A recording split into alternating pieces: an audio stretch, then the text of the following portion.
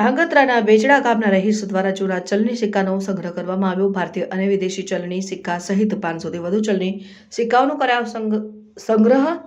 દેશમાં ઘણા લોકોને અલગ અલગ શોખ હોય છે, વિવિધ જૂની વસ્તુઓ કે પછી ચલણી સિક્કાના સંગ્રહના શોખીન છે। ત્યારે સુરેન્દ્રનગર જિલ્લાના ધાંગધ્રા તાલુકાના બેચડા ગામના જુવાનસિંહ ઝાલાને ભારતીય અને વિદેશી ચલણના સિક્કાનો સંગ્રહ કરેલ છે। દેશ વિદેશનું જે ચલણી સિક્કા છે તેમાં 1970થી લઈને 2024 સુધીના ભારતીય ચલણમાં આવેલ વિવિધ પૈસાના સિક્કા તેમની પાસે છે, જેમાં કાળિયો પૈસાથી લઈને 1 પૈસો, 2 પૈસા, તગિયા, 5 પૈસા, 10 પૈસા, 20 પૈસા, અલગ અલગ 25 પૈસાથી લઈને હાલમાં 10 અને 20ના સિક્કા જોવા મળે છે। સાથે તેમણે અન્ય દેશના સિક્કાનું કલેક્શન કર્યું છે અને દેશના સિક્કાની મેળવણી કરેલ છે। 107 સિક્કા ભેગા કર્યા છે, જેમાં 170થી લઈને 2024 સુધીના ભારતીય ચલણી સિક્કા સિરીઝ વાઇઝ પણ તેમની પાસે જોવા મળે છે।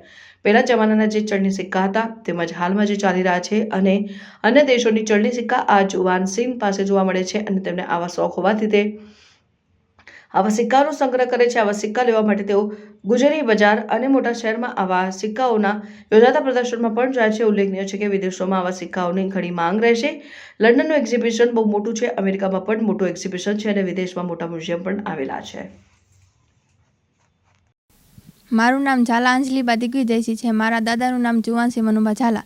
તેમને ઘણા વર્ષોથી સિક્કા કલેક્શન કરવાનો શોખ હતો અને તેમને ઘણા બધા સિક્કા લગભગ 500થી વધારે સિક્કા કલેક્શન કર્યા છે, જે અમને જોઈને ખૂબ જ આનંદ થાય છે અને તેમ અમને ભવિષ્ય માટેની પણ પ્રેરણા મળે છે। જેમ કે વિદેશના કોઈ ચાઇનાના છે, જાપાનના છે, તેમ ખાસ કરીને આપણા ભારત દેશના અગાઉના પૂર્વના સિક્કા પણ સારા લાગ્યા। મારું નામ જુવાનસિંહ મનુભા ઝાલા, ગામ બેચડા, તાલુકો ધાંગધ્રા, જિલ્લો સુરેન્દ્રનગર।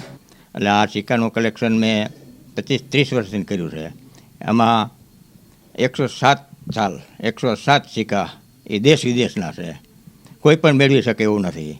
ત્યાર પછી 50ની સાલથી આપણું ભારતનું નાણું જે અમલમાં આવ્યું એ 50થી આ 75ની સાલ સુધી 75 સિક્કા અને 75 વર્ષ આપણા આઝાદીના તમામ સિક્કાઓ અમે આવરી લીધા છે અને કોઈ પણ દેશ બનાવી શકે એવું છે નહીં।